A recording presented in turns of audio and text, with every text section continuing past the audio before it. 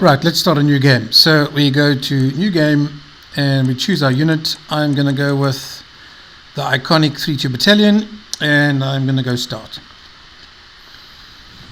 On the right hand side you will have these sort of information sheets coming up based on the units. All of them can be found in the manual when you're on the splash start screen or when you're in game. Once again, just reiterating, this top left hand slide is seriously important. It's about your choice of strategy between military, humanitarian and the balance between them. These are the factions. You're playing the South African and the SWATF, as they're called, Southwest African Territory Force, as well as UNITA, which is an insurgency on the side of South Africa. You'll see as the game progresses how they play in the game. I will keep a commentary running. So we start off with the standard sitrep screen that comes up. I'm just going to exit that. And first of all, what I'm going to do is have a look at my territory. So what I'm looking at is I'm looking for concentrations of villages, because if there are certain villages, for example, these 3 villages here, that's a good cluster and that might be a good opportunity to place a clinic somewhere in between here to actually support these villages, as opposed to having to drive an ambulance to fulfill their requests. So I'm having a look there. I can move to each sector by clicking on this camera. I can shift to sector 10, shift to sector 20, down to 30, and that's up to UNITA Jumbo. We'll come to it in a minute. Let's just start with sector 30. This little star up here indicates that there is a unit in the base that hasn't yet moved in the turn. This button down here is when you have selected a unit and you want to skip to the next unit, you can. This unit is a play button which completes automatically all movements for units that have orders from the previous turn, and this is skipping to the next unit that has action points available. You'll see me use them as we go along. So generally what I like to do is, using the middle mouse button, I'll scroll around the map, just get a feel for the map. So looking at sector by sector, this is sector 10. I can enter the base by clicking on the base or by clicking on the zoom to sector 10 icon there. So let's go and recruit some units, because we're going to have to do some kind of action around here. So I click on the base and this takes me into the base screen. What this is telling me at the bottom here is this is the amount of rations I have, fuel, medicine, spares, ammunition, and the total, and I'm only allowed up to 80 total resources in this base at any one time. This base also has only 4 slots in it. So it's very important to remember that the difference between a base and a sector. If I just go out of here for a second, I go back to my personnel officer, you will see that this is a sector. So a sector has up to 8 units in each, and when I actually recruit, I actually have to put the unit into one of these sectors, unless it's a particular type of vehicle that is a mobile vehicle with this particular tab. So in each sector there can be numerous bases, but when you recruit a unit into a sector, it goes into the sector HQ. So let me show you. So if I go into sector 10 and I go up to this guy up top here and he says recruit new units, I click on him. This brings up my recruitment page. Now I can recruit by clicking on here, I can recruit on these guys. I've got conscripts, so I've got 2 types of conscripts, the regular national servicemen and then the reservists, which are conscripts that have ended their initial first year of deployment and are available for up to 6-month camps. None of these units cost any political points to deploy, because it's not part of the conscription model. You can click on the eye to get detailed information on each unit. You've then got the regular army. This is more the professional branch of the army, and you'll see me using them in different roles. But we have the Casper, which is the quick reaction force vehicle, very effective for hunting down SWAPO. We've got Ratels, which are IFVs or armored personnel carriers or infantry fighting vehicles used for cross-border raids. We have tanks and armored cars also for use in Angola. We have 3 battalions of paratroopers, which can be used anywhere in the map, but generally used inside Angola. We've got 3 special force units. Very important units. These units are used to detect enemy bases in Angola, as well as enemy units. So very much a reconnaissance unit. We've got 2 artillery units, a self-propelled and a rocket artillery unit. In the support function, we have these MRAPs or mine-resistant vehicles. We've got 3 buffels, which are effectively infantry carriers, very useful in the game because when they're carrying infantry, because of the open top, the infantry can still track while traveling in the vehicle. So it gives a lot of mobility to infantry. And they can carry one unit of infantry or resource at one time. We then have these 3 SOML 20 vehicles, and these can carry up to 2 units of either resources or infantry, but they're not mine protected. We then have the SOML 50, which is the big truck, which carries 3 units of either infantry or resources. We have 3 of these workshops. These are the vehicles that affect repairs to vehicles that are disrepaired through maintenance or through combat. We have 3 ambulance units. These units pick up injured infantry as well as deliver aid to villages requesting it. Then we have 2 engineering units, and these are the guys used to build infrastructure like water towers, roads, clinics, and bases.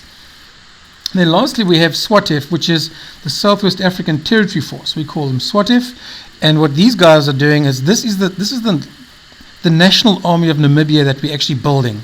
The reason why it's important to build these guys over time is that in the end phase of the game, when either you're doing well or the enemy is doing well, they will call elections. And if the United Nations calls elections, all SADF units will be taken off the map, and only the SWATF units will remain. So it's important to have these guys in the end game.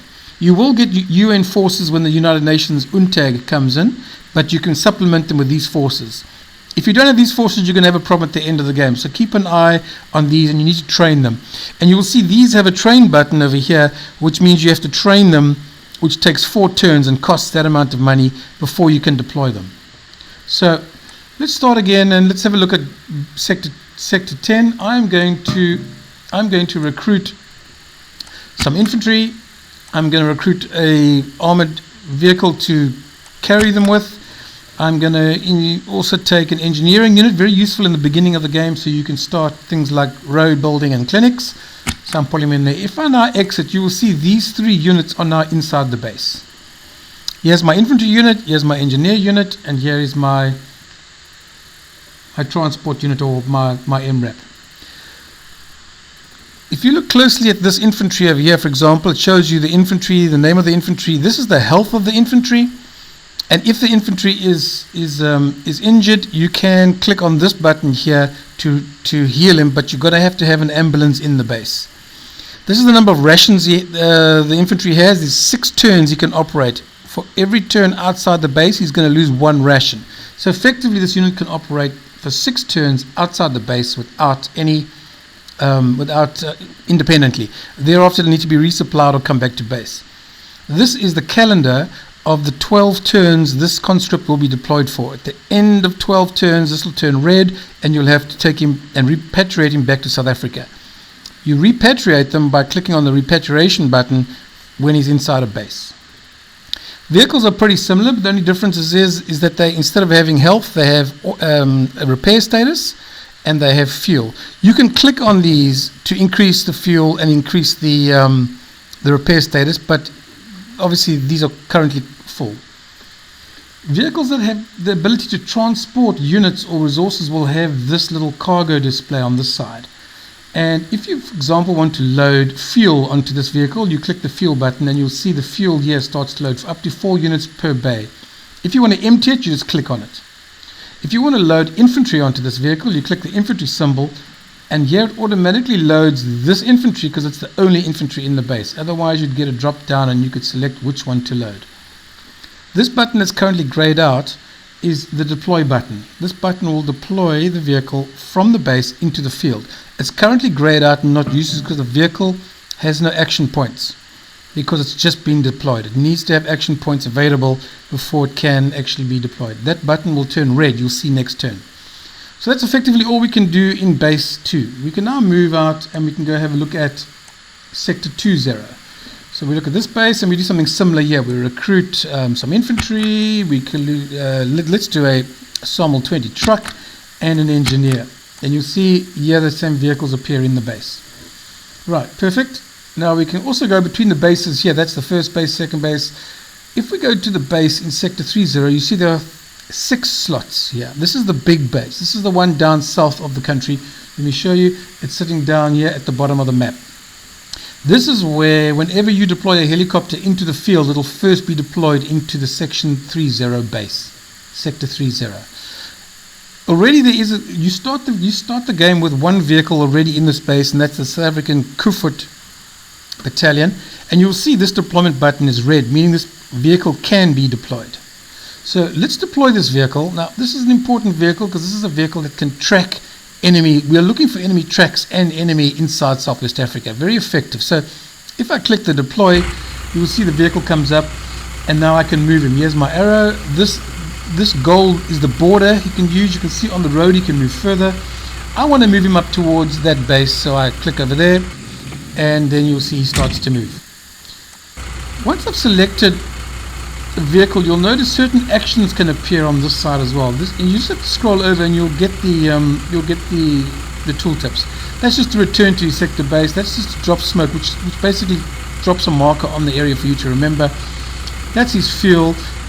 That's the speedo is how many action points he's got left for the turn. You can see this one's at 0, so there's nothing else that can happen here. And that's the state of repair. As the vehicle moves, that can actually go down because of wear and tear, or if he takes hits in combat. Right click deselects, left click selects. So let's go to base number 3, and let's go into recruit, and let's recruit some special forces. It's very important early on to try and scope for or to have a look for swapper bases in Angola, and the best people to do this are these special force operators. So I'm going to recruit 2 of them, and I'm going to recruit a truck into this area as well. I'll tell you why in a minute, and that should be fine. And here you can see here are the 2 special forces. Here's the truck I've recruited into the field, and everything is fine, so I can click out of it. Now I can go up to UNITA. UNITA is on the Angolan side of the border, and it is an insurgency that is on the South African side. So the most effective use for UNITA is to use their troops to scout the area or to capture villages from Fapla, or the Angolan side. But the best use is to get them to patrol areas and protect their environment and try and move out a bit further. And if they detect enemy forces, you can actually then send a South African battle group in to sort it out. So let's do that. So if we click onto the base, we can see we've got 2 units here. We've got the 13th UNITA Battalion, which is militia, and we've got another one, the 18th UNITA. So let's click on the deploy button, and I'm going to move him towards the village. So there he goes. The second one, I'm going to move him out. I'm going to click on the deploy button, and I'm going to move him up towards the same to the village. Important to note that these guys can resupply themselves from a village that is controlled by UNITA. So very important. South African forces can only be supplied when they're in a base or from a vehicle carrying supplies. The UNITA guys can actually go into a village and resupply themselves directly from the village as long as they control it. If they enter one of these villages, like these villages, they will capture it, and that'll earn political points for South Africa as well. So to increase the presence of UNITA and their troop complement, like you do in the other bases, you go to the base and you do recruit units. What these guys need is, before you can recruit them, they actually need to be trained, and you've got this train button here. You can click on that train button, and it costs you 1,000 points. Then you'll see there's a bar behind them, and that represents the 4 turns it takes to train them. So these are militia, and they aren't the strongest of units, and they're really best for scouting. You've then got these, which are proper trained infantry for UNITA, but in order to train them, it will tell you special forces required. You need a South African Special Forces unit present in the base, and you can see in the bottom left it says no trainer available. So you can either helicopter or parachute a Special Forces member into the base, and then you'll be able to train these units. Okay, I'm going to end this tutorial. I'm trying to keep each tutorial under 15 minutes. When we come back, we'll talk about recruiting the more specialized UNITA units.